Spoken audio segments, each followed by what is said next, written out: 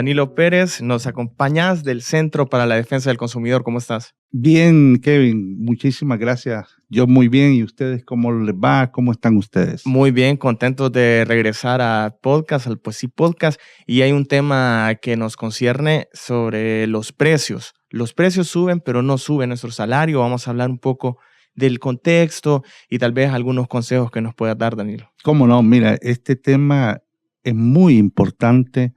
Yo creo que para la vida académica, para los estudiantes, pero también para la población de fuera, porque ya hemos estado escuchando cómo la población se está quejando de los altos precios de los alimentos, o estamos escuchando constantemente cómo el dinero no le alcanza, no llega a fin de mes. Entonces creo que sí es adecuado darnos cuenta de cómo está la situación. Fíjate que yo quiero comentarte, empezar diciéndote que nosotros venimos registrando el incremento de precios desde enero del año 2021. Ok. Y estamos hablando de solo 22 productos de la canasta básica alimentaria, que la canasta básica alimentaria salvadoreña, para que sepamos, tiene eso, 22 productos, y es la que menos productos tiene de toda la región centroamericana. De hecho, es lo que yo les planteaba a los compañeros de producción cuando ellos me hablaban del tema, eso, de que la canasta básica de El Salvador es la que menos productos tiene de Centroamérica, y eso significa de que en cuestiones, no sé, podemos verlo desde varias aristas. Quizás una que se me ocurre ahorita es de la cuestión de salud. El salvadoreño no se está nutriendo bien. Y por más que digan, ay, que está gordito, que tiene un peso aceptable, pero eso no quiere decirte de que tengas una buena salud. No, claro. Y mire, y esa canasta básica alimentaria, yo he escuchado, he leído, he visto en comentarios, imágenes que han sacado en las redes sociales, y salen algunos diciendo de que la canasta básica alimentaria salvadoreña es la más barata de toda la región centroamericana. Y entonces uno dice, sí es cierto. Sí. Pero ¿qué pasa? Que es la que menos productos tiene. Entonces, solo para que tengamos idea, Costa Rica, Panamá tienen 52 productos, y nosotros solamente tenemos los 22 productos. Y esta canasta básica alimentaria de solo 22 productos, nosotros hemos notado que la urbana costaba $199 en enero del 2021. Y a julio del 2024 pasó a costar $264. De hecho, yo conseguí un dato, pero bueno, tú tienes datos exactos, donde decía que para 2019 el precio de la canasta era de $200. Algunos centavos por ahí de más, pero exactamente eran $200. Para ahorita registra según la nota que leí, registra un aumento a $256. Vemos que tú tienes otros datos, pero si bien es cierto, lo que refleja en general es una alza. Y ya decías tú, cuando ves, digamos, el precio de una forma alejada, no estando acá en el país, $256, puedes decir, qué barato. Pero tomando en cuenta que el salario mínimo en El Salvador es de $365, y además de que tenés que luchar contra, estos precios altos que se van generando semana tras semana, el tema de vivienda, el tema de servicios básicos que igual se ha incrementado en los últimos años, la vida del salvadoreño es bien difícil. Sí, está complicada. Sí, yo estaba mencionándote los datos de la diferencia. Nosotros la comparamos con enero del 2021 porque nuestros registros son que ese fue el último precio más estable de la canasta básica, y desde ahí empezó a subir. Y llegamos a julio de 2024, prácticamente iniciando el cuarto año, con precios altos de los alimentos. Sí. Entonces, ¿cuánto ha subido en efectivo? $65. Y como tú dices, Kevin, el problema es que es el mismo salario, porque recordemos que en agosto del 2021 se hizo incremento al salario mínimo, que ya toca. A propósito, ya cerró el agosto, Y el Ejecutivo, el gobierno no está diciendo absolutamente nada del incremento del salario mínimo y nosotros hemos propuesto que se incremente el salario mínimo a 25%. Pero a ver, Danilo, ¿crees esta cuestión del por qué no se está hablando del tema del salario mínimo? ¿Porque es una falta de voluntad?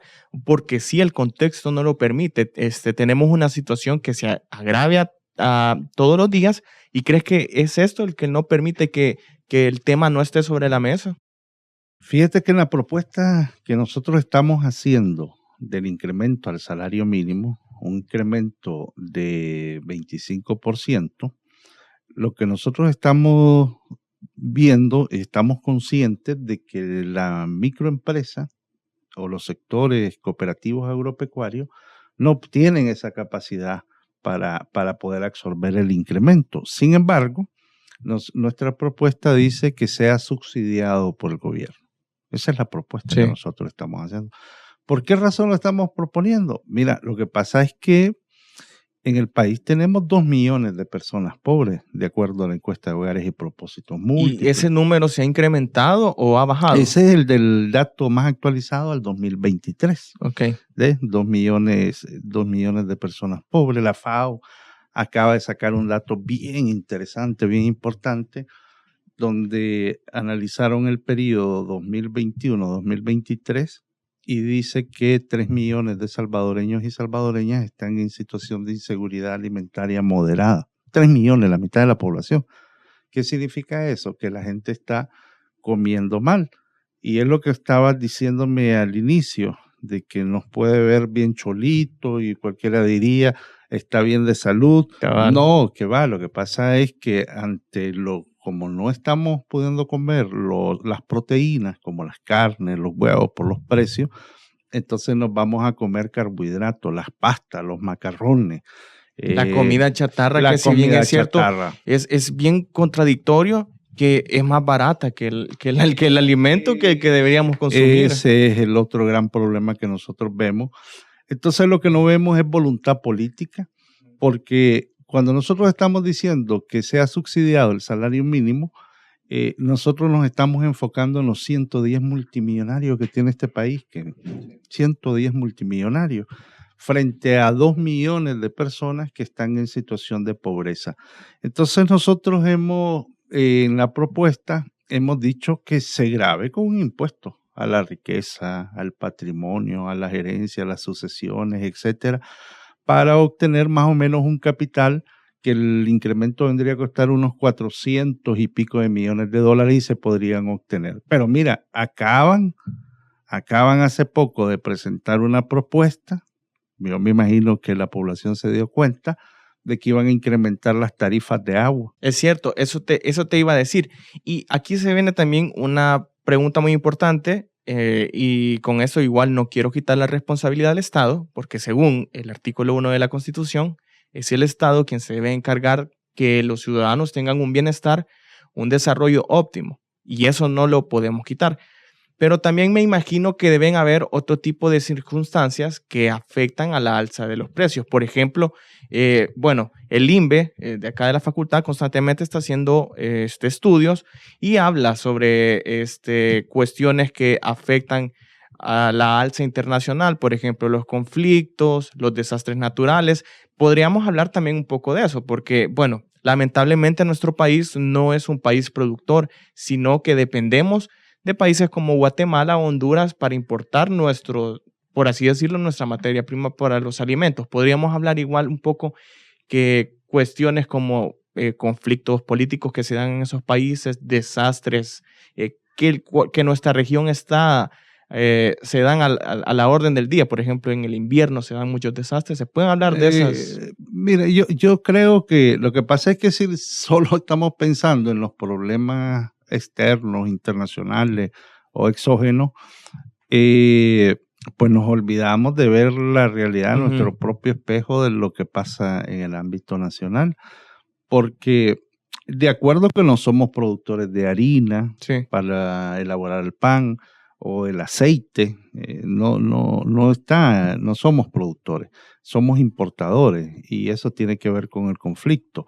El tema de los precios de los combustibles, en el año de la pandemia había problemas con la cadena de suministro, Pero yo diría que esas cosas ya van pasando. Son secundarias. O sea, ya se vuelve secundaria en razón de lo primario. ¿Qué es lo primario según nuestro análisis? Mira, lo que nosotros estamos viendo es que de cada 10 tomates que consumimos en el país, 9 vienen del extranjero. Y bueno, de aquí de nuestro país hermano Guatemala y Honduras. ¿Por qué? Porque el grado de dependencia alimentaria, que así se llama, es de 93.2%.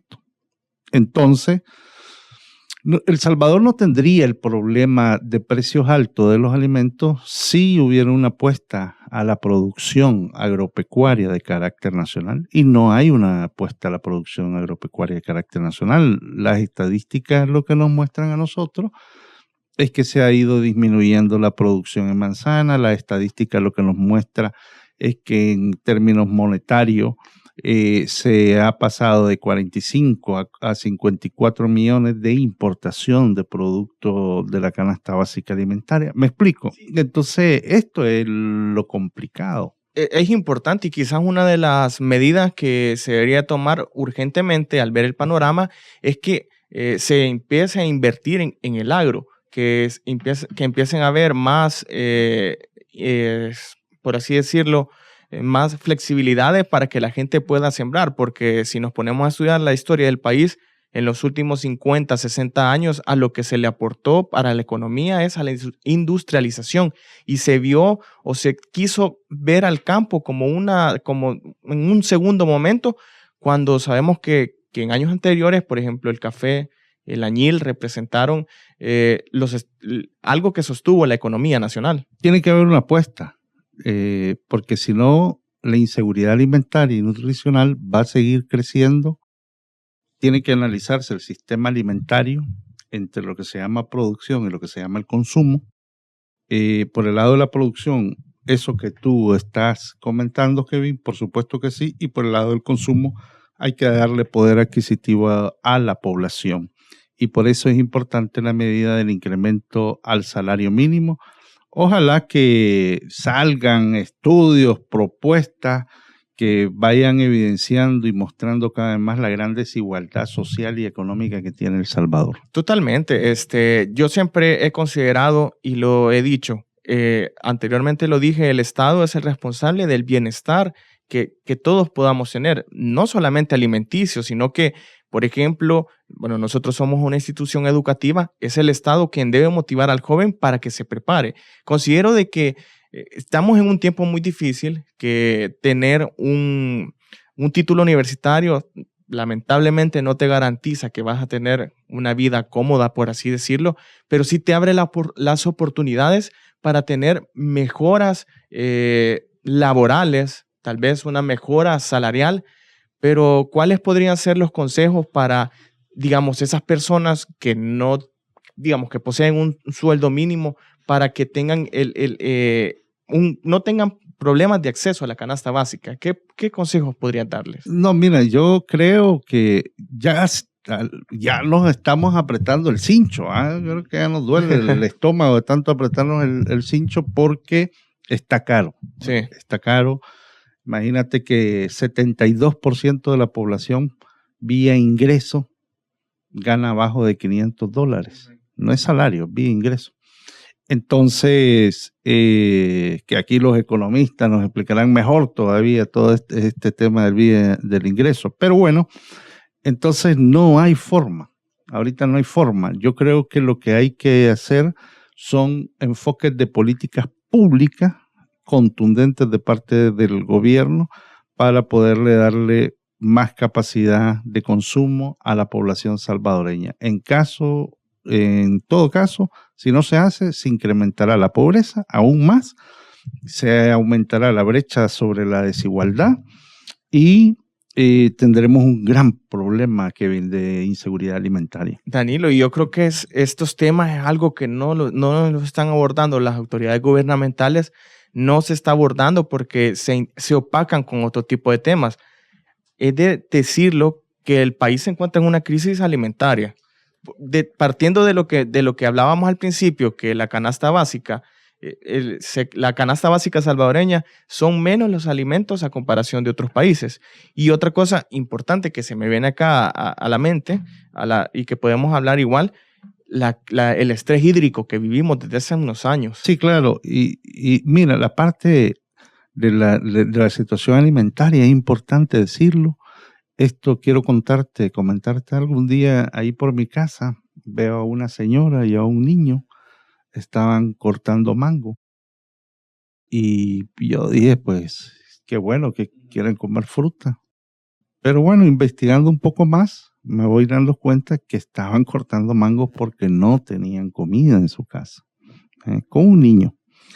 Y por eso yo he insistido en este tema de la seguridad alimentaria y he hecho llamado al sistema de Naciones Unidas, a la FAO, al PMA, a todo el que pueda y a la cooperación internacional, a que investiguen más sobre cómo está la situación de inseguridad en el casco urbano, en los cinturones de pobreza que tenemos en las zonas urbanas del país. Porque yo creo que no está saliendo la realidad. Me gusta eso de lo que acabas de mencionar, Kevin, de que se está opacando. Sí, yo creo que hay muchas cortinas de humo que aparecen, de pronto saltan con otro tema o aparece otro tema, pero en realidad este es el gran problema que tiene, y todas las encuestas lo que nos están diciendo es que la gran preocupación de nuestra familia ahorita es la situación económica. Sí, o sea, considero que tenemos un problema de desigualdad. Es la raíz de todo, no de todos los males quizás que existen en la sociedad, pero la desigualdad, si bien es cierto, es algo que se ve reflejado en eso. Y ojalá y las autoridades, ya sea gobierno, los legisladores o instituciones, igual se preocupen, más que por temas políticos, se preocupen por darnos a nosotros los ciudadanos las garantías o tener las herramientas para poder tener una vida digna. Mira, es que yo he llegado a la conclusión, de manera personal, si aquí no importa que seas tricolor, rojo, celeste, verde, azul, no, yo creo que aquí la bandera es cómo llevo la comida a la casa, ¿va? ¿Cierto? Y aquí tú no me dejarás mentir de eso. Si tienes tus abuelitos, o sea, ¿cómo vas a llegar a tu hogar y ves a un niño que te esté pidiendo comida? ¿Cuántos casos no hemos escuchado de aquellas personas que se han suicidado? Como el niño, creo que tenía 15 años, allá de Occidente, que no tenía, el papá le estaba pidiendo $10, pero el papá le dijo, no tengo $10, y se suicida, ¿va? Entonces, eso es lo que hay que ver, eso es lo que hay que analizar.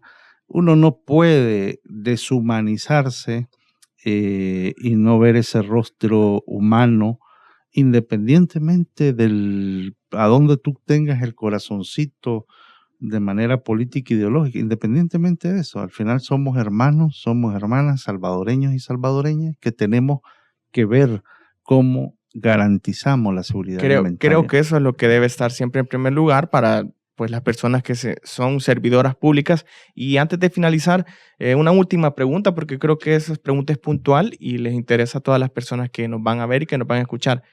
¿Se convierten los agromercados en una opción aceptable hoy en día? Mira, la idea del agromercado es una buena idea. Nosotros la hemos propuesto por años. El problema es que no es sostenible, no es algo. Si tú analizas la cadena de suministro de El Salvador, vas a hablar de miles de distribuidores o comercializadores de los productos, y apenas tiene 44.